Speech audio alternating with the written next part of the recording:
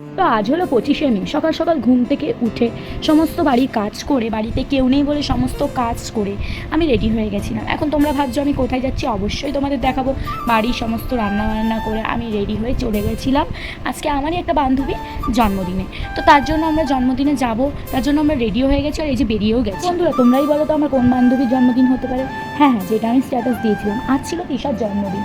তো আমার সত্যি কথা সকাল থেকে আমি এতটাই টায়ার্ড ছিল, কিন্তু আমাকে বোন অনেকবার করে বলেছিল, যার জন্য আমি গিয়েছিলাম। আর ও এতই ভালো যে ওকে নাও করা যায়। দেখো বন্ধুরা, এখান থেকে আমি পৌঁছে গেছি প্রথমে সোদপুর থেকে সাজের হাট থেকে পাত্রপাড়া।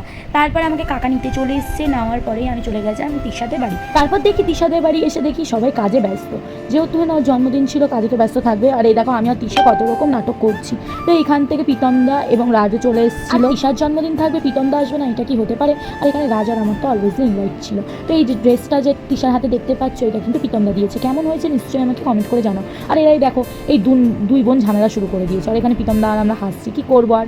তো এরকম বোন কাদের আছে যারা হ্যাঁ না দিদির জামা কাপড় নিয়ে টানাটানি করে, সেটা আমাকে অবশ্যই কমেন্ট করে জানিও। কিন্তু আমিও কিন্তু একটা দিদি, আমার সাথেও কিন্তু এটা হয়। তো যাই হোক বন্ধুরা, এটা আমি তোমাদের দেখাবো যে ওকে এই ড্রেসটা পরে কেমন লাগছে, তার জন্য তোমাদের কিন্তু শেষ পর্যন্ত ভিডিওটা দেখতে হবে। আর এখানে আমি কী করবো, আমি খালি এদের হাসি আড্ডা দেখছিলাম আর সবাই কাজে ব্যস্ত ছিল। আর দেখো রাজ আমার সাথে শয়তানি করছে, ওর তো খায় দায় কাজ নেই আর কোনো, ঠিক আছে। তো এখান থেকে আমরা সবাই এখন সব কিছু গোছাবো। প্রীতমদা কিন্তু সমস্ত দায়িত্ব নিয়ে নিয়েছিল, ঠিক আছে।